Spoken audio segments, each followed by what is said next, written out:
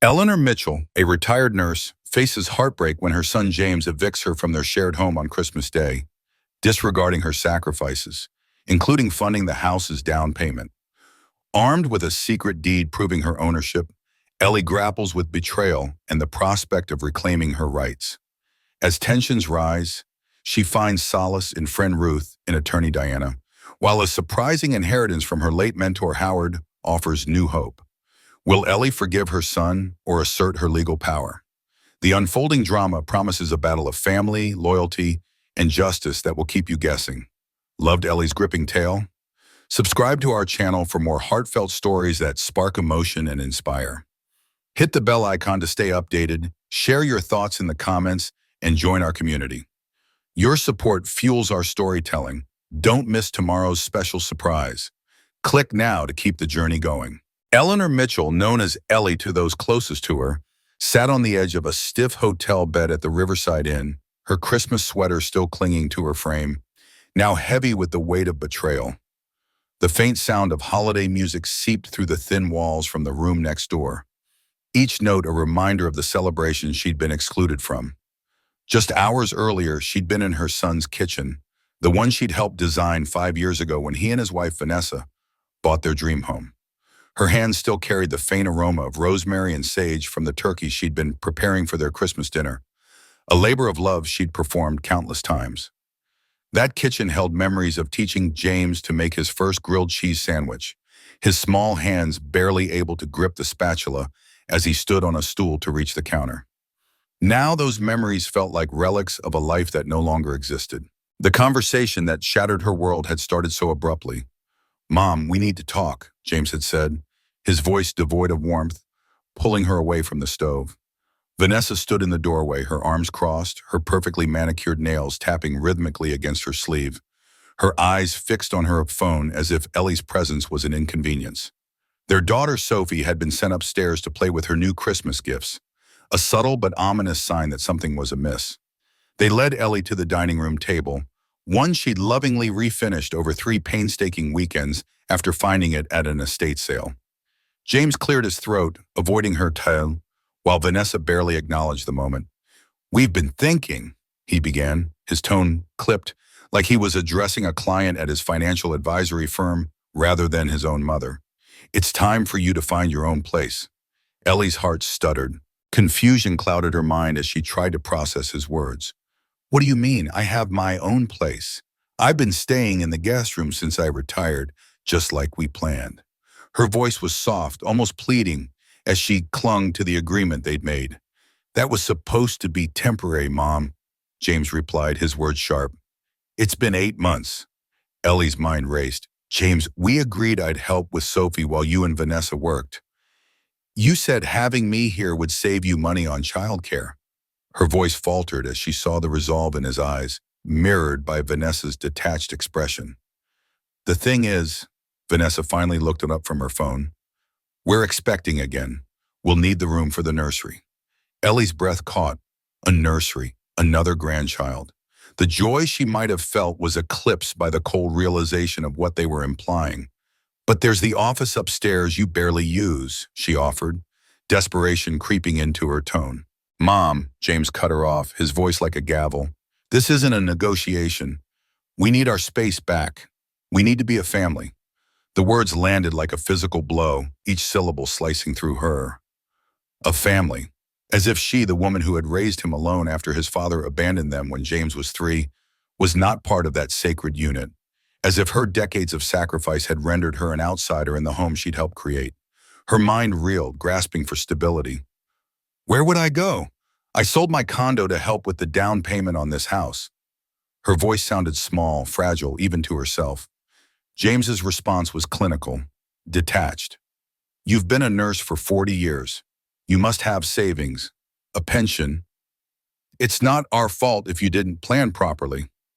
Ellie stared at her son, the boy who once clung to her after long shifts, tears in his eyes because he missed her too much. The boy who promised to buy her a big house where they'd always be together.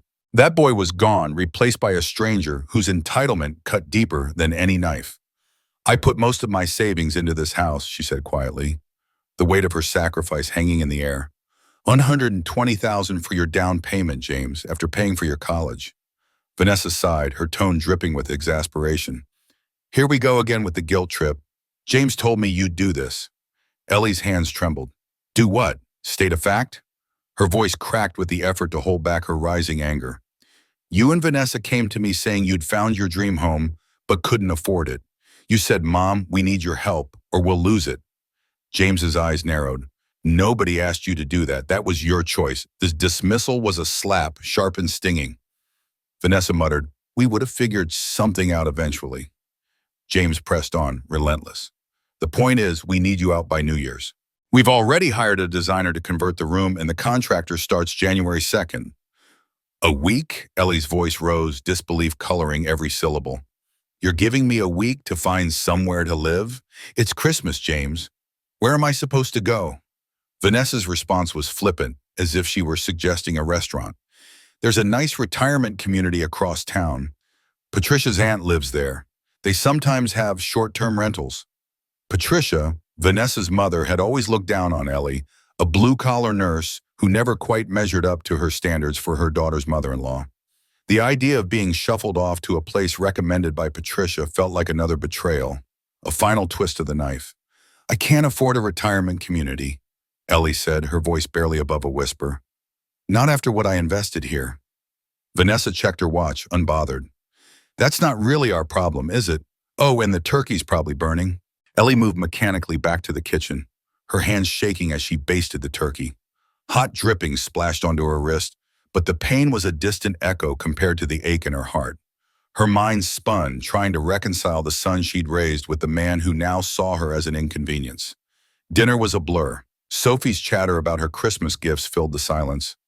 Her innocence, a stark contrast to the tension that hung over the table.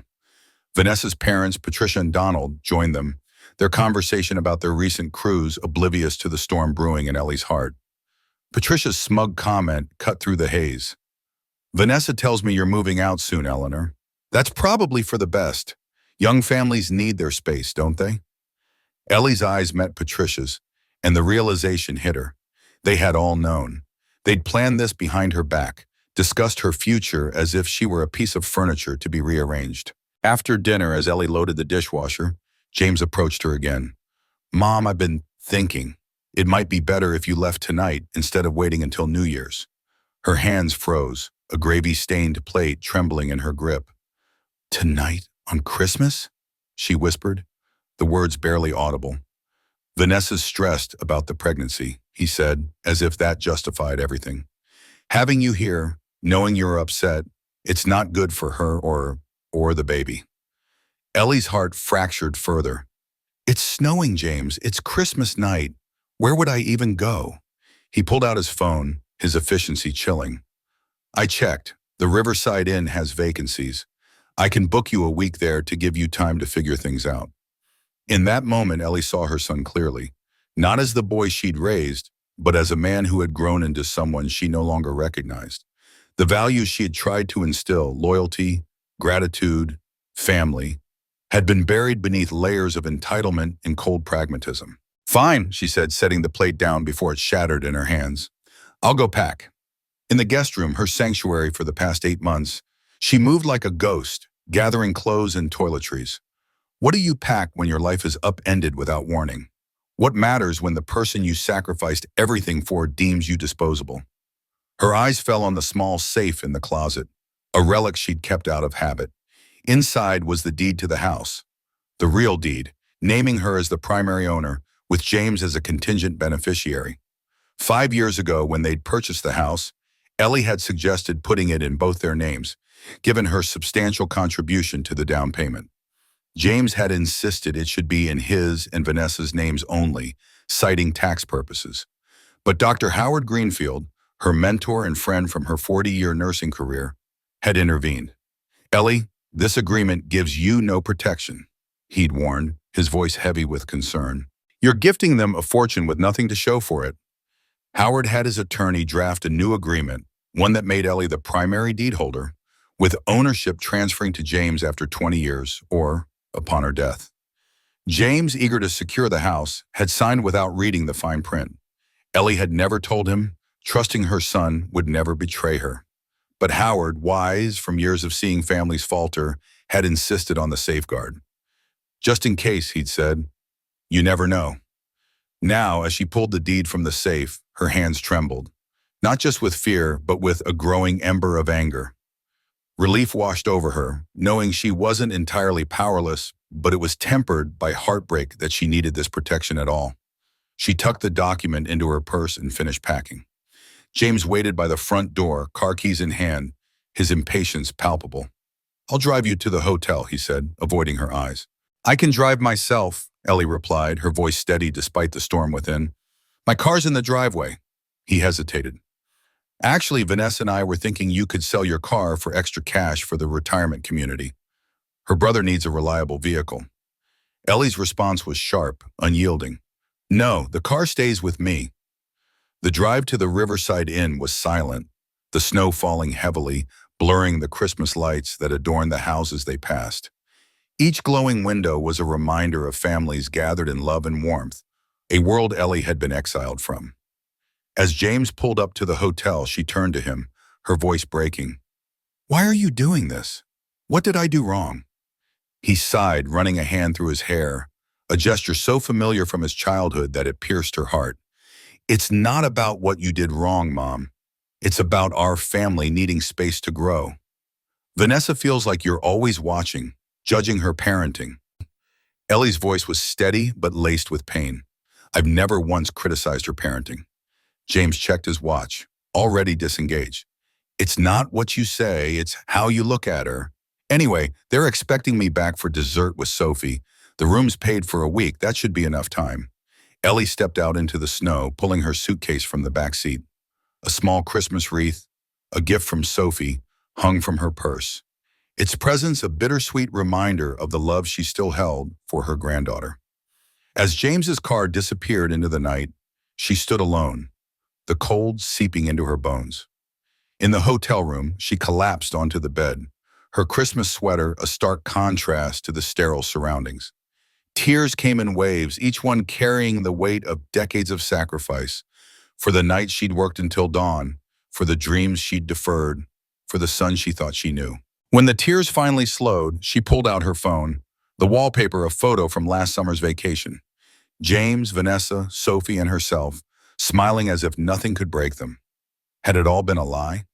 She scrolled to Ruth Holloway's contact, her former neighbor and one of the few constants in her life. Ruth, a retired high school teacher and fellow single mother, had been her confidant through years of shared struggles. Despite the late hour, Ruth answered on the second ring. Ellie, what's wrong? Her voice was warm, laced with concern. James kicked me out, Ellie said, the words tasting foreign and bitter. Tonight, on Christmas. Ruth's disbelief was palpable. He did what? Where are you now? The Riverside Inn. He paid for a week. Ruth's sarcasm cut through the line. Oh, how generous of him. Stay there tonight, but tomorrow you're coming to my place. I have a spare room and I've been wanting a roommate. This house is too big for just me. Ellie protested weakly, but Ruth was firm. It's not imposing when it's family, and you're more family to me than most of my blood relatives. Now tell me everything. As Ellie recounted the evening, Ruth listened, her silence a steady anchor. When Ellie mentioned the deed, Ruth let out a low whistle. Howard was a smart man, so what are you going to do? Ellie touched the document in her purse, its weight grounding her. I don't know yet. Part of me wants to march back there and throw them all out. But that's not who you are, Ruth finished. At least not who you've been. The question is, who do you need to be now, Ellie? Because the woman who puts everyone else first got her heart broken tonight. Ruth's words echoed in the silent room, mingling with the distant sounds of holiday cheer from other guests. For 34 years, Ellie had defined herself as James's mother, her identity woven into every sacrifice she'd made. Now at 62, she faced a crossroads. The loving mother who forgave everything, the homeowner asserting her legal rights, the betrayed parent demanding justice. I need time to think, she said finally. Take all the time you need at my place, Ruth replied. No pressure, no timelines. After they hung up, Ellie sat in the stillness, the first hints of dawn creeping through the curtains. She reached for her phone and texted Diana Mendez, a property attorney and friend of Howard's. Need to discuss a property deed urgently. Are you available tomorrow? Diana's reply was swift. For you, Ellie, always, 10 a.m. at my office. Ellie confirmed the appointment and closed her eyes, exhaustion pulling her under. When she woke, she would begin a journey she never imagined, one that would either mend her bond with her son or sever it forever. But one thing was certain, she would no longer be the woman discarded on Christmas Day. She would be Ellaner Mitchell, reclaiming her power, her home, and her life. The morning after Christmas was gray and cold, the unfamiliar ceiling of the Riverside Inn a stark reminder of her new reality. A text from Ruth buzzed on her phone. Packed breakfast, coming to get you at 9, no arguments. Ellie smiled faintly, grateful for Ruth's unwavering loyalty. They'd met 15 years ago in an apartment complex, two single mothers navigating demanding careers and child-rearing. Their bond had grown over late-night tea and shared emergencies, a lifeline Ellie now clung to. She dressed in the one decent outfit she'd grabbed, the deed tucked securely in her purse. Its presence was both a comfort and a challenge, a reminder of the power she held and the choices she faced. Ruth arrived at 9, bursting into the room with coffee and warm muffins. You look terrible, she said bluntly, handing Ellie a thermos. Drink this, then we're going to see that lawyer. After that, you are coming home with me. No calling James to fix things. Ellie nodded, too weary to argue. In the car, as the windshield wipers cleared the remnants of last night's snow, Ruth asked, What do you want out of this, Ellie? Really want? Ellie stared at the hollow holiday decorations passing by. I don't know, she admitted. Part of me wants to forgive, to find another place and keep some kind of relationship with James and Sophie. But another part wants to show him there are consequences for treating people like they're disposable. Ruth's nod was firm, approving. That's the part I want to see. The day after Christmas, the streets of Riverside Heights were quiet, but Diana Mendez's office buzzed with the understated hum of purpose. At 40, Diana had carved out a formidable reputation as one of the city's sharpest property attorneys. I remembered the first time Howard, my late husband, introduced us 3 years ago. Her no-nonsense efficiency had struck me immediately.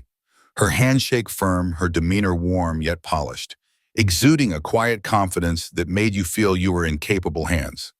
Today, as she welcomed Ruth and me into her office, that same professionalism anchored the room, though her eyes softened with empathy. Ellie, it's good to see you, she said, her voice steady but laced with regret, though I wish it were under better circumstances. Her gaze flicked to Ruth, a question lingering in her expression. This is Ruth Holloway, my dearest friend, I explained, my voice catching slightly. She knows everything. Diana nodded, her understanding immediate, and gestured for us to sit in the plush chairs across from her desk. Tell me what happened, she said, leaning forward, her pen poised over a legal pad. I took a deep breath, trying to keep my voice from trembling as I recounted the events of Christmas evening.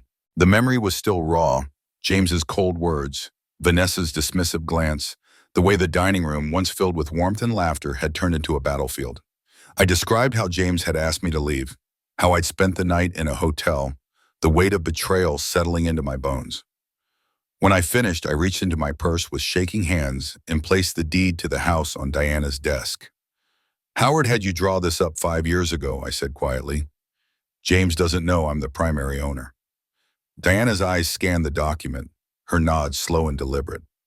Howard was always meticulous, she said, almost to herself.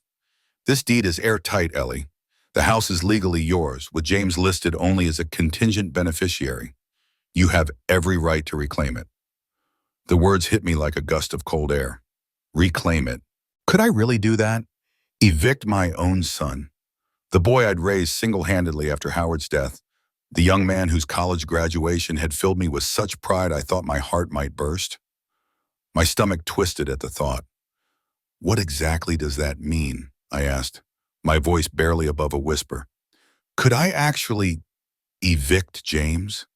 Diana leaned back in her chair, her expression thoughtful as she chose her words with care. Legally, yes. James and Vanessa have been living in the house with your permission. You could revoke that permission and require them to vacate the property. She paused, watching my face, likely seeing the turmoil churning beneath my composed exterior. But there are other options, she continued, her tone softening. You could negotiate a formal rental agreement, ensuring they pay you fair market rent. Or you could request they buy out your interest in the property at its current value. Alternatively, you could maintain the status quo, but make it clear to them that you're the legal owner, which would give you leverage without forcing them out. Ruth, ever my fierce protector, leaned forward. Which option gives her that leverage without making her feel like she's throwing her own son onto the street? Her voice was sharp, cutting through the legal jargon to the heart of my dilemma. Diana nodded, appreciating Ruth's directness. Exactly. A buyout or a rental agreement would establish boundaries while keeping things civil. I hesitated, my mind racing. How much is the house worth now? I asked, almost dreading the answer. Diana turned to her computer, pulling up a real estate website with practiced ease. Based on recent sales in your neighborhood and the improvements James has made, new kitchen, updated bathrooms, I'd estimate around $650,000. The number hung in the air, heavy with implications. My initial $120,000 investment, scraped together from years of overtime as a nurse, had more than doubled. It was a fortune I'd never imagined, a lifeline that could secure my future. So if James wanted to buy me out, I began, my voice trailing off as I tried to process the enormity of it, you'd be entitled to at least $240,000, possibly more, depending on how we structure the agreement, Dinah said, her tone matter-of-fact but not unkind. That kind of money could give you independence, a new home, a fresh start, no need to rely on anyone. The thought was dizzying. $240,000, enough to buy a cozy condo, to travel, to finally pursue the dreams I'd shelved for decades. But James didn't have that kind of cash lying around. He doesn't have that kind of money, I said, my voice hollow. Not liquid, anyway. They could get a mortgage, Ruth pointed out, her pragmatism cutting through my spiraling thoughts. That's what people do when they buy houses. The irony wasn't lost on me. James, a financial advisor who spent his days guiding clients through investments and mortgages, had somehow forgotten the basic decency I'd instilled in him. He helped others build their futures while disregarding the sacrifices that had built his. I need time to think, I said finally, feeling the weight of the decision pressing down on me. Diana handed me a folder, her expression reassuring. This outlines your options in detail. Take your time, review it, and we'll talk again in a few days. Ellie, whatever you decide, know this. You've done nothing wrong. You're not the villain for protecting what's yours. As Ruth and I left Diana's office, she linked her arm through mine, her warmth a quiet comfort. How about lunch? She suggested. You barely touched those muffins this morning. The Copper Kettle Cafe was one of the few places open in the post-Christmas lull. We settled into a corner booth, the kind of spot where you could talk without being overheard. I ordered a bowl of soup out of habit, though my appetite was non-existent. Ruth watched me stir the broth absently, her eyes narrowing. You're thinking too hard, Ellie. I can practically hear the gears grinding in your head. I sighed, setting down my spoon. I'm trying to imagine what comes next. If I assert my rights to the house, do I lose James forever? If I don't, am I teaching him it's okay to treat me like this? The questions tumbled out, each one heavier than the last. The thought of losing my son, the boy who'd once spent his entire allowance on a Mother's Day necklace, who'd defended me when his friends mocked my worn-out nursing shoes, who'd hugged me so tightly at his college graduation, was unbearable. But the James who'd asked me to leave on Christmas night wasn't that boy anymore. Ruth's voice was gentle but firm. You've already lost the son you thought you had, Ellie. The James who kicked his mother out on Christmas isn't the boy you raised. Her words hit me like a physical blow, the truth of them slicing through the fog of my denial. She was right. The James I'd known, the sensitive child, the grateful young man, seemed to have vanished, replaced by someone cold, calculating, unrecognizable. Maybe Vanessa changed him, I said, grasping for an explanation that would soften the blow. Ruth shook her head, her expression resolute. People don't change that fundamentally because of a spouse. They reveal who they were always capable of becoming. The question now is, who are you going to become in response? Before I could answer, the cafe door swung open, and Patricia Walker, Vanessa's mother, stepped inside. Her eyes locked onto me immediately, her expression shifting from surprise to a smug sort of triumph. She approached our table with a theatrical air of concern. "Ellaner," she said, her voice dripping with false sympathy, "I heard about what happened. Such a shame when families can't work things out during the holidays." I felt Ruth tense beside me, her protective instincts flaring. "Hello, Patricia," I said, keeping my tone neutral. "This is my friend Ruth." Patricia barely acknowledged Ruth with a curt nod. "I understand you are looking for a place to stay," she continued, her voice syrupy. "The Whispering Pines retirement community, where my aunt lives, has very reasonable rates for seniors on fixed incomes." The condescension in her tone was like a slap, her assumption clear. I was just a retired nurse scraping by, someone to be pitied or dismissed. I straightened in my seat, surprised by the calm steel in my voice. "Thank you, but I've already arranged accommodations." Patricia raised an eyebrow, her curiosity thinly veiled. "Oh, where?" "That's not really your concern, is it?" Ruth cut in, her tone sharp enough to slice through Patricia's pretense. Patricia's smile tightened, but she pressed on. "I'm only trying to help. James is worried about his mother being alone at her age." The hypocrisy was staggering. James, who'd left me to spend Christmas in a hotel, was now worried about me? I reached for my purse, my movements deliberate. "You can tell James his mother is just fine," I said, pulling out the deed and sliding it across the table. "In fact, I was consulting with my attorney this morning about some property matters that may interest him." Patricia's eyes darted to the document, her face paling as she scanned it. "This must be a mistake," she stammered. "James said the house is in his and Vanessa's names." "James was mistaken," I replied, taking back the deed with a steady hand. "As you can see, I'm the primary owner. I've simply allowed James and Vanessa to live there." "But they've been making the mortgage payments," Patricia protested, her composure slipping. "On a mortgage that represents less than half the property's value thanks to my substantial down payment," I corrected, my voice unwavering. A down payment James seems to have conveniently forgotten, along with basic human decency. Patricia's shock hardened into something uglier, her lips pursing. "So you're going to hold this over their heads? Use it to force your way back into their home? That's manipulative, Ellaner." Something inside me snapped, not with anger, but with clarity. For years, I'd put others first, swallowing my own needs to keep the peace, but no more. "No, Patricia," I said, standing, my voice steady and strong. "Manipulation is convincing an elderly parent to invest her life savings in your home and then throwing her out on Christmas. What I'm doing is standing up for myself." I left my soup untouched, the act of walking away feeling like a declaration. "Please let James know I'll be in touch through my attorney. Diana Mendez's card is in that folder. She'll handle all communications going forward." Ruth followed me out, her grin breaking through as we reached the car. "Did you see her face? I thought Patricia was going to choke on her pearl necklace." Despite the ache in my chest, I laughed, a rusty, unfamiliar sound that felt like it belonged to someone else. When was the last time I laughed like that? I wondered aloud, searching for the right word to describe the feeling. "Empowering," Ruth suggested, her eyes twinkling. "Terrifying," I corrected, but a small smile tugged at my lips. "But also, right." Ruth drove us to her cozy craftsman-style home, nestled on a quiet street lined with oak trees. I'd visited countless times over the years, but never as a refugee from my own life. "The spare room is ready," Ruth said, carrying my suitcase inside. "Fresh towels in the bathroom, half the closet cleared out. Stay as long as you need." "Ruth, I can't thank you enough," I said, my voice thick with emotion. She waved it off. "You do the same for me. Now I'm making tea, and we're going to strategize." As Ruth bustled in the kitchen, my phone buzzed with a text from James. "I just got a call from Patricia. What are you doing, Mom? This isn't like you."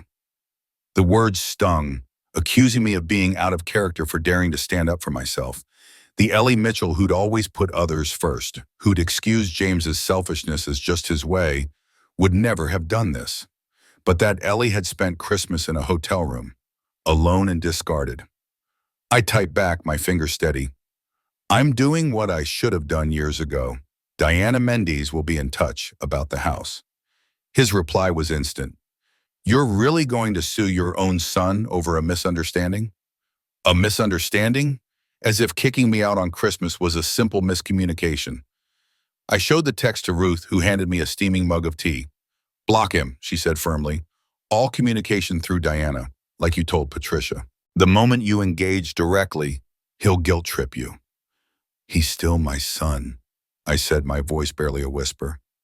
And you're still his mother, Ruth countered. But that didn't stop him from treating you like garbage. Block him, Ellie, at least for now. With trembling fingers, I blocked his number, the act feeling both devastating and liberating. For the first time in 34 years, I was cutting off direct contact with my son. Now what? I asked, clutching the warm mug like a lifeline. Now we plan your future, one that doesn't revolve around James, Ruth said, her voice brimming with determination. Over the next few hours, we mapped out possibilities. My nursing pension would cover basic expenses, but the potential buyout from the house could offer real security. Ruth pushed me to think bigger. If money weren't an issue, what would you do? Where would you live? I closed my eyes, letting myself dream for the first time in years.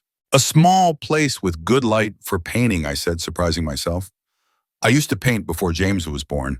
I've sketched a little over the years, but never had the time or space to really pursue it. Ruth's eyebrows shot up. Painting, since when? My cheeks flushed. It's been decades. I gave it up when life got too busy.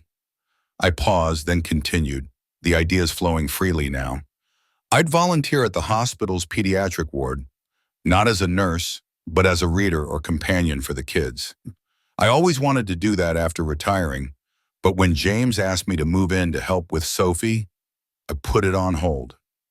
Ruth nodded, her expression softening. You put your life on hold again. I'd take that cooking class at the community center, I added, warming to the vision. The one on international cuisines. Maybe join that senior hiking group too. Ruth smiled, satisfied. So you have a life waiting for you.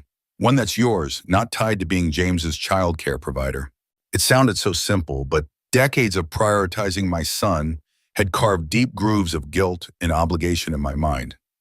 What if I'm overreacting, and I asked, doubt creeping in. Maybe I should call him, try to work things out. Ruth set her mug down with a decisive click. Ellaner Mitchell, you are not overreacting. You were kicked out of your own house on Christmas after investing your life savings in it. You have legal recourse, financial leverage, and a friend telling you it's time to put yourself first. The only question is whether you're brave enough to do it. Was I brave enough? The question echoed in my mind, heavy with possibility. Before I could dwell on it, my phone buzzed again. An email from an unfamiliar address with the subject line, regarding Ellaner Mitchell and the Cedar Lane property. My heart sank as I opened it. The message was from Tyler Jenkins, James's friend and colleague at the financial firm.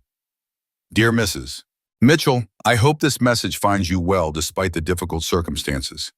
James asked me to reach out as an objective third party.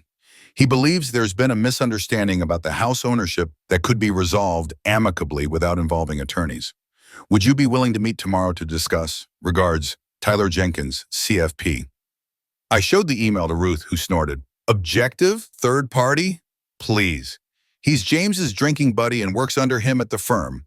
He's about as objective as Vanessa.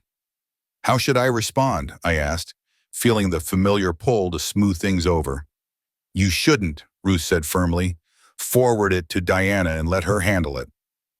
That's what you are paying her for. I did as she suggested, adding a note asking Diana if meeting with Tyler was worthwhile. Her response came quickly. Ellie, I strongly advise against any meeting without legal representation.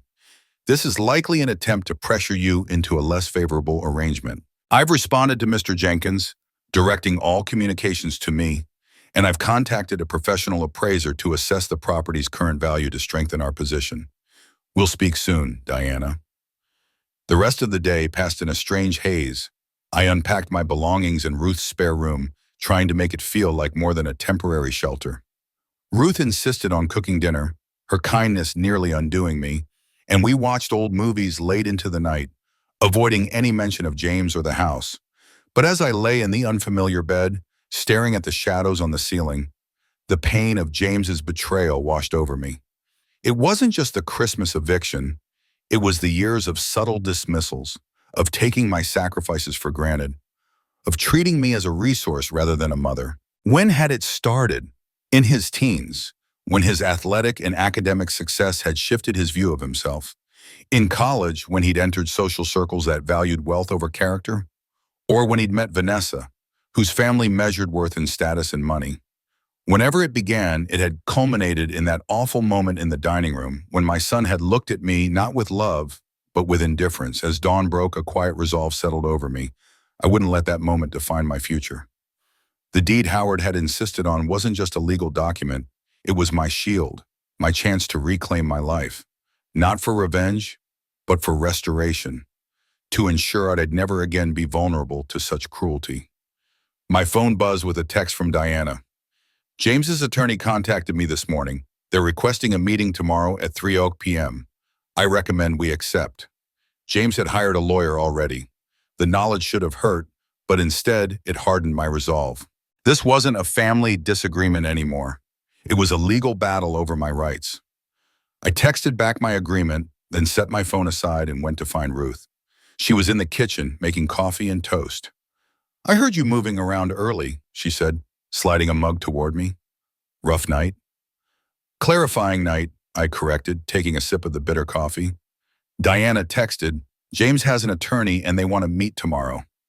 Ruth raised her eyebrows. That was fast. Patricia must have lit a fire under them. Probably, I said, savoring the coffee's warmth. Ruth, I need to do something today and I could use your support. Name it, she said without hesitation. I need to go back to the house to get the rest of my things. James and Vanessa are at work and Sophie's at her holiday day camp.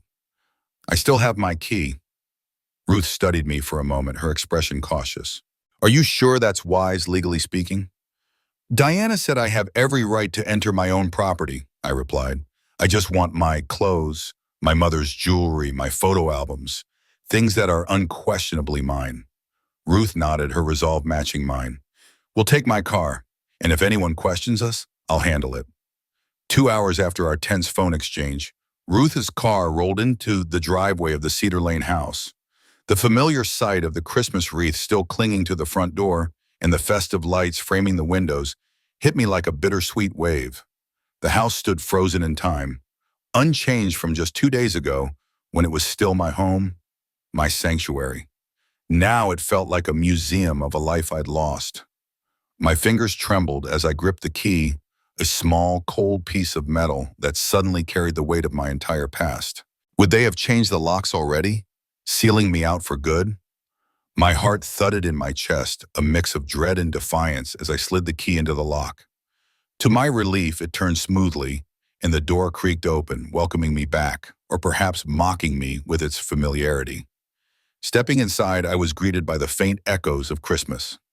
A crumpled piece of wrapping paper poked out from a trash bag, glinting in the soft glow of the tree lights that still blinked in the corner.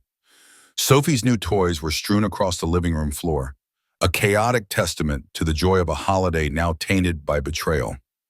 I moved through the house like a specter, my footsteps soft but deliberate, hyper-aware that I was no longer a resident, but an intruder in the place I'd once called mine. Every corner held a memory, Sophie's laughter as we baked cookies, James's rare smiles when we'd shared a quiet evening. Now those memories felt like artifacts, relics of a life I'd been forced to leave behind. The guest room, my room, was untouched, a small mercy in the midst of upheaval. The bed remained unmade, the sheets still tangled from Christmas morning when I'd risen at dawn to start the turkey, filled with a naive sense of purpose. My novel sat on the nightstand, its bookmark frozen at the exact page where my world had fractured. I stood there staring at the room, my chest tight with a mix of nostalgia and grief. This space, once a haven, now felt like a borrowed corner of someone else's life. Ruth stood in the doorway, her presence steady and grounding, watching as I began the methodical task of packing. I folded clothes into suitcases with care, as if each item carried a piece of my identity. Books went into boxes, their worn spines a reminder of the quiet evenings I'd spent lost in their pages. Photo albums, fragile with memories, were wrapped in sweaters for safekeeping. My mother's jewelry case, a small but precious heirloom, found a secure spot in my purse. Take the painting too, Ruth said, her voice breaking the silence as she pointed to a small landscape hanging on the wall. Didn't you say your father painted that? I nodded, my throat tightening as I carefully lifted it from its hook. The painting, with its soft hues of a forgotten countryside, was one of the few treasures I'd kept when I sold my condo to help James with the down payment for this house. Back then, he'd dismissed it, saying its colors clashed with his and Vanessa's carefully curated aesthetic. Relegated to the guest room, it had hung quietly, a silent witness to my sacrifices. As I wrapped it in a blanket, my eyes caught something I'd nearly missed. A small clay handprint Sophie had made for me last Mother's Day, inscribed with wobbly letters spelling out, "For Grandma Ellie." My heart clenched as I traced the tiny ridges of her handprint, a tangible reminder of the love that still tethered me to this place. I added it to my collection of treasures, each item a piece of the life I was determined to reclaim. We were nearly done loading Ruth's car when the screech of tires announced an unwelcome arrival. My stomach dropped as I recognized Patricia's silver Mercedes pulling into the driveway. She stepped out, her posture radiating righteous fury, as if she'd caught us robbing the place. "What are you doing here?" she demanded, her voice sharp enough to cut through the winter air. My pulse quickened, but I forced myself to meet her gaze. "I'm collecting my personal belongings," I said, my voice steady despite the storm brewing inside me. "From my house," Patricia snapped, already pulling out her phone. "I'm calling the police. This is breaking and entering." Ruth stepped forward, her petite frame somehow towering with quiet authority. "It's not breaking and entering when you have a key and your name is on the deed," she said, her tone calm but laced with steel. "But please, call the police. I'm sure they'd love to hear how James and Vanessa tried to evict the legal owner of this property on Christmas Day." Patricia's confidence wavered, her finger hesitating over her phone. "You're bluffing. That deed you showed me is a fake." I pulled out my phone, opened the email from Diana, and displayed the message confirming the deed's validity, complete with attached records from the county assessor's office. "Would you like to see the original again?" I asked, my voice calm but unyielding. "I'm happy to have the police authenticate it when they arrive." Patricia's face flushed, her anger palpable but impotent. "This isn't over, Ellaner," she spat. "James and Vanessa have rights too." "Yes, they do," I agreed, my voice steady. "The right to fair treatment under the law. The same law that recognizes me as the primary owner of this property. Now, if you'll excuse us, we're leaving." As we drove away, Ruth let out a low whistle. "Ellie Mitchell, where has this version of you been hiding all these years?" I stared out the window at the passing houses, each one a snapshot of lives filled with their own tangled webs of love, duty, and betrayal. "She's been waiting for permission to exist," I said softly, the words heavy with truth. Permission I finally gave myself. Back at Ruth's house, we unloaded my belongings into her spare room, which now felt less like a temporary stop and more like a sanctuary where I could begin to rebuild. As I unpacked, I found a photo I'd nearly forgotten. James at his college graduation. His arms slung around my shoulders, both of us beaming with pride and hope. The memory stung, a sharp reminder of a time when our bond felt unbreakable. "We were happy then," I murmured, showing the photo to Ruth. "What happened?" Ruth studied the image, her expression softening. "Life happened, Ellie. Choices happened, his and yours. You are my dearest friend, but you've always been too willing to play the martyr. You taught James that your needs came last, that your sacrifices were just part of the deal. You didn't demand respect, so he learned he didn't have to give it." Her words cut deep, exposing a truth I'd avoided for years. How many times had I swallowed my own desires to keep the peace? How often had I excused James's thoughtlessness, blaming his busy life or stress? The realization was painful, but it also sparked a quiet resolve. "It's not too late," Ruth continued, her voice gentler now. "Tomorrow, when you meet with the attorneys, remember what you're fighting for, not just financial security, but the right to be treated with dignity." That night, I dreamt of the Cedar Lane house, but not as it was now, cluttered with Vanessa's sleek furniture and sterile decor. In my dream, it was mine in a way it had never been. The guest room was an art studio bathed in light, with canvases stacked against the walls. The kitchen held my well-loved cookbooks, their pages stained from years of use, instead of Vanessa's pristine display pieces. The backyard bloomed with a vegetable garden, vibrant and alive, a stark contrast to James's manicured but lifeless lawn. I woke with a surge of energy as if the dream had revealed not just what I'd lost, but what I could still create, a life that was authentically mine. Over breakfast, Diana called with an update. Ellie, I've been reviewing your options for today's meeting. Based on the current market value and your initial investment, I recommend we ask for a buyout of $275,000. The number stole my breath. That's more than twice what I put in, I said, stunned. It reflects your investment, plus the property's appreciation, Diana explained. If you chose to evict them and sell the house yourself, you'd likely clear even more. This is a reasonable offer. Will James be able to afford that? I asked, doubt creeping in.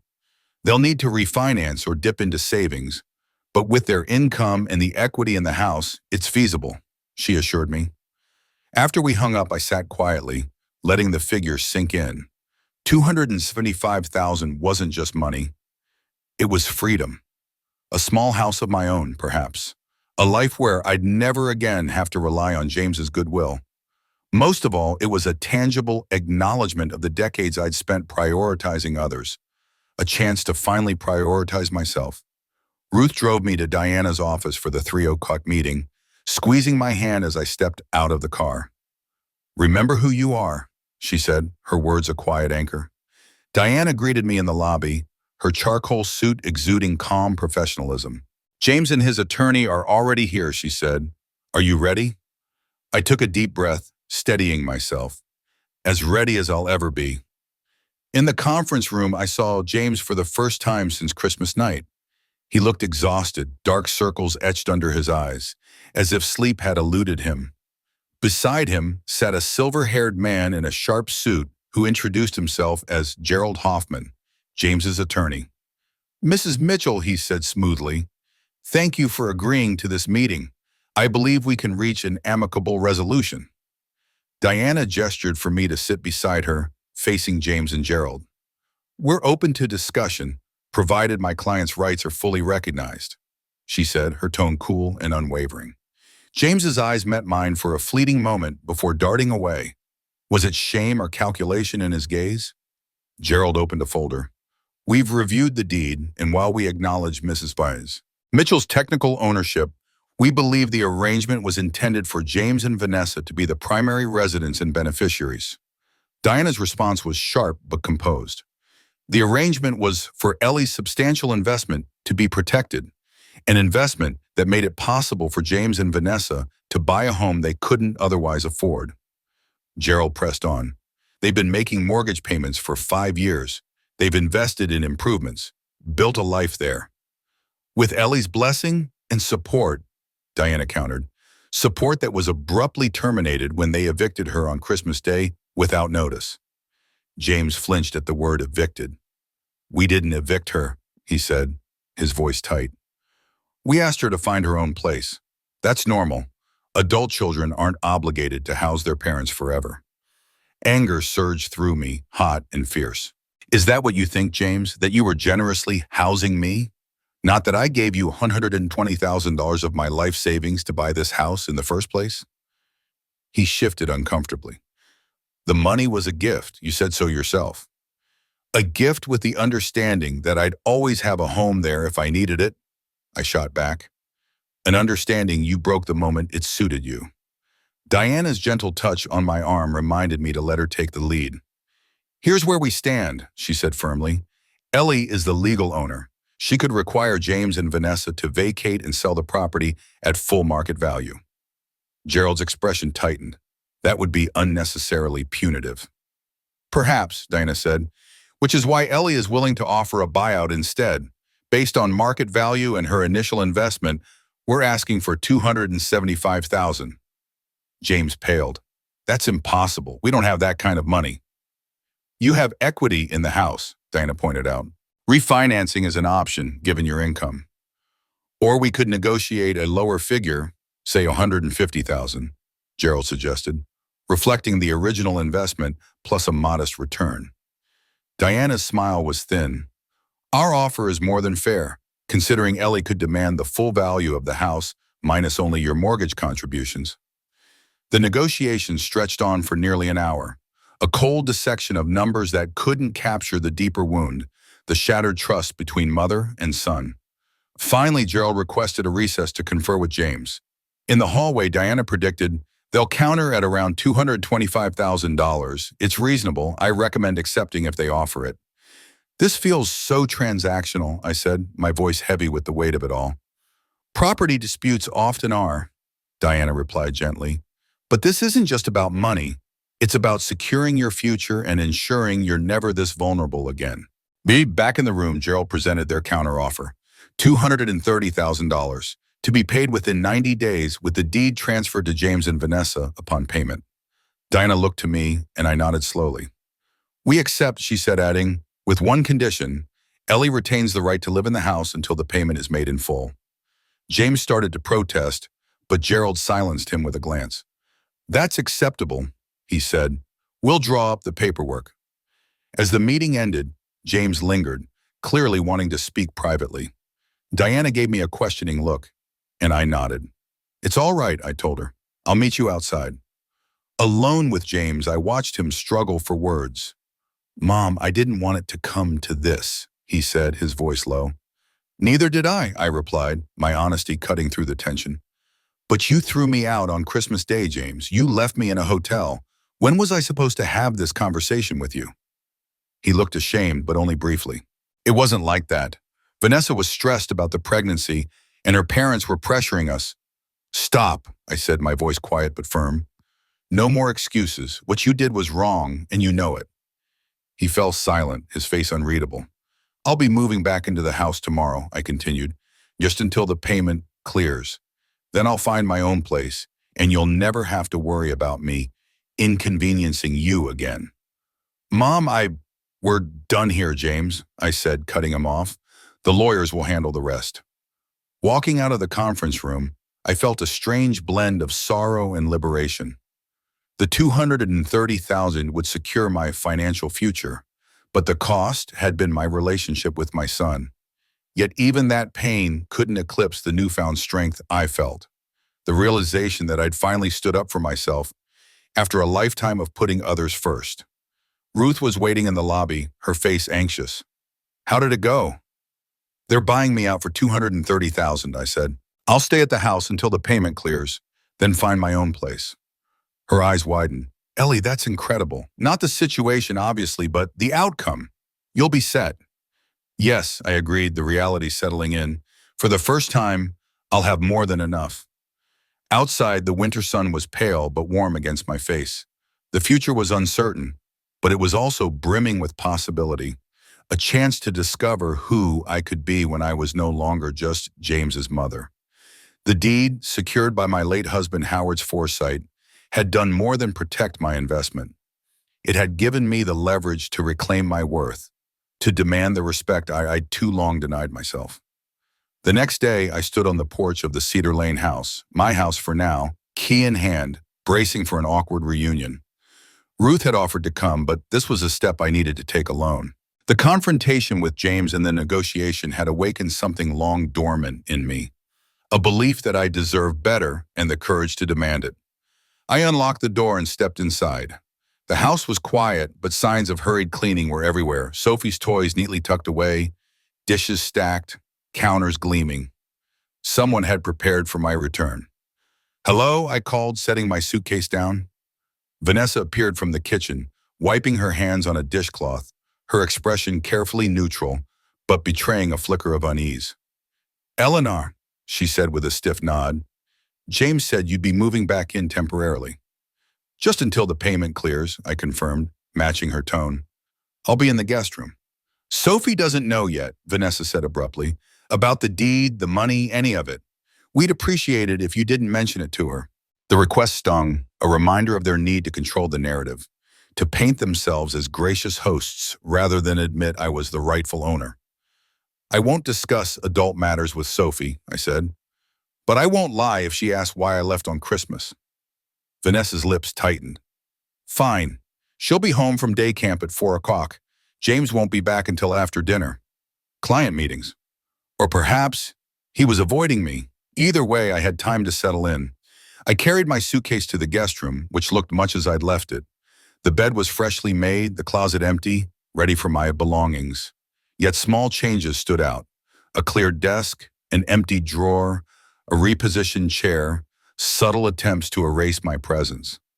I moved the chair back to its original spot and arranged my things as they'd been, a quiet assertion of my right to be here. As I unpacked, I felt a quiet strength settling into my bones. This house, these objects, this moment, they were mine, if only for now. And for the first time, I believed I could build a future that was mine alone, defined not by sacrifice, but by the courage to claim my own worth. As I settled onto the edge of the guest room bed, the mattress creaked under my weight, a sound that felt like an echo of my own unease. The room was a strange paradox, a space filled with my belongings, yet stripped of any warmth that might make it feel like home. I pulled out my phone, my fingers hesitating over the screen before dialing Ruth. Her voice, warm and steady, answered on the second ring. I'm in, I said, my tone quieter than I intended. No sign of James yet, just Vanessa. She's polite enough, but it's like walking on thin ice, civil but cold. Ruth's question came gently, almost probing. How does it feel to be back? I glanced around the room, taking in the neatly arranged furniture, the framed photos I'd hung years ago, now slightly askew. It's like checking into a hotel where someone stored all my things, I admitted. Familiar, sure, but it's not mine anymore. It's like I'm a guest in my own life. Ruth's voice was firm, a lifeline in the fog of my thoughts. 90 days, Ellie, just 90 days, and you'll be free to find a place that's truly yours, built from the ground up to feel like home. 90 days. The words hung heavy in the air, stretching out like an endless horizon. 3 months of navigating awkward dinners, where silences would speak louder than words. 3 months of catching Vanessa and James exchanging glances, their eyes darting away when they realized I'd noticed. 3 months of living with the stark realization that the family I'd poured my heart into building was, in large part, a fiction I'd crafted in my own mind, a dream of closeness that had never fully existed. The thought stung, a sharp pang in my chest, but beneath the grief, a flicker of resolve sparked to life. These 90 days weren't just a sentence to endure.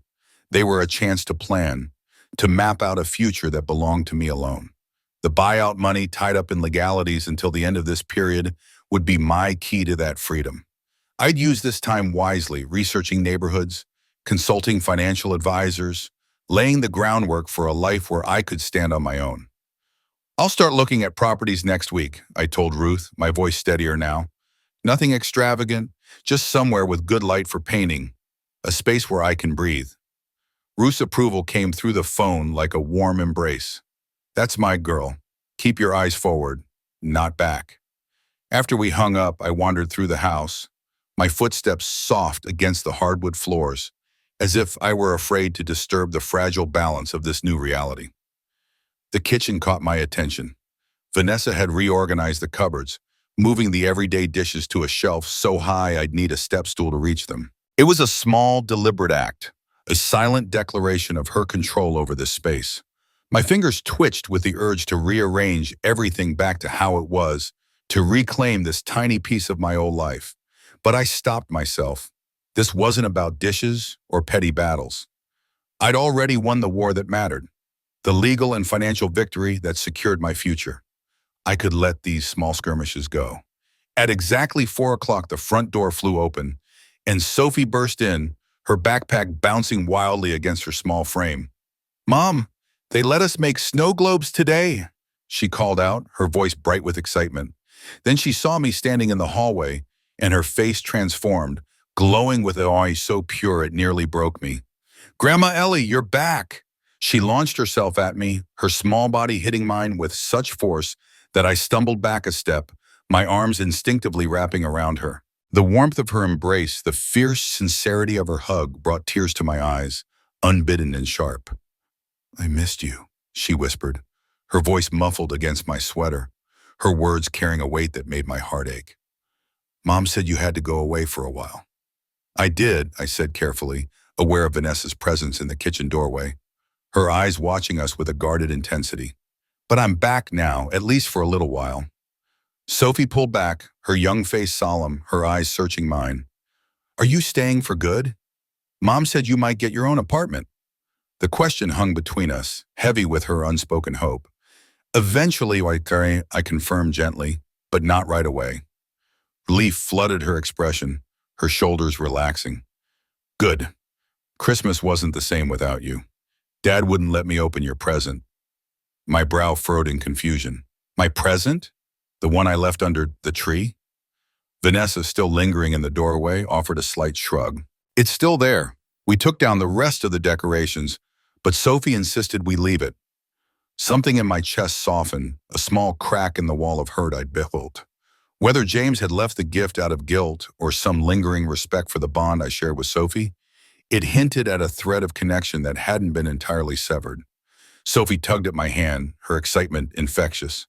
Can we open it now, please? I smiled, letting her pull me toward the living room.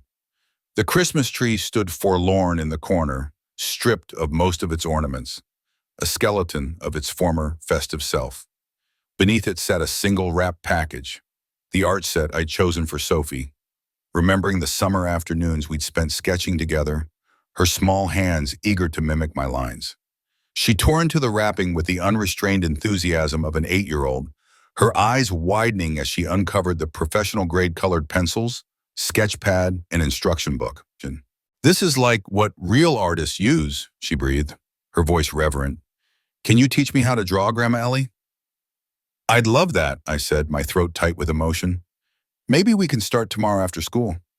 Sophie's arms wrapped around me again, her gratitude spilling out in a rapid-fire chant of, thank you, thank you, thank you. Over her shoulder, I caught Vanessa's expression, a complex mix of irritation and resignation. My return to the house meant I'd inevitably reclaim my place in Sophie's life, a prospect that clearly unsettled her. The evening settled into a strained semblance of normalcy. Vanessa busied herself in the kitchen, preparing dinner, while Sophie proudly showed me her day camp projects, a lopsided clay pot, a watercolor painting of a sunset. At the dining table, Sophie filled the silence with chatter about her friends and activities, blissfully unaware of the tension that hung between Vanessa and me like a taut wire. James didn't return until after Sophie was tucked into bed. I was in the guest room, lost in the pages of a book, when I heard the front door open, followed by the low, urgent murmur of voices, James and Vanessa, their conversation clipped and tense. I couldn't make out the words, but the tone suggested a disagreement, perhaps about my presence. A few minutes later, a soft knocking interrupted my reading. Come in, I called, setting the book aside. James stepped into the room, his posture stiff, his tie loosened but his office clothes still intact, as if he needed the armor of his professional self to face me. Mom, he said, his voice formal, almost rehearsed, I just wanted to check that you're settling in okay. As well as can be expected, I replied, keeping my tone neutral, though my heart raced with unspoken questions. He shifted his weight, clearly struggling to find words. Look, I know this is awkward, but we can make it work for the next few months, for Sophie's sake. The mention of Sophie felt like a shield he was holding up, a way to deflect the deeper issues between us. For Sophie's sake, I echoed, nodding slowly. Of course. Silence stretched between us, heavy with all the things we weren't saying. His betrayal, my legal countermove, the buyout money that would soon change hands. Vanessa says you and Sophie are planning to draw together tomorrow, he said finally, breaking the tension. If that's okay with you, I replied, a faint challenge in my voice. This was still my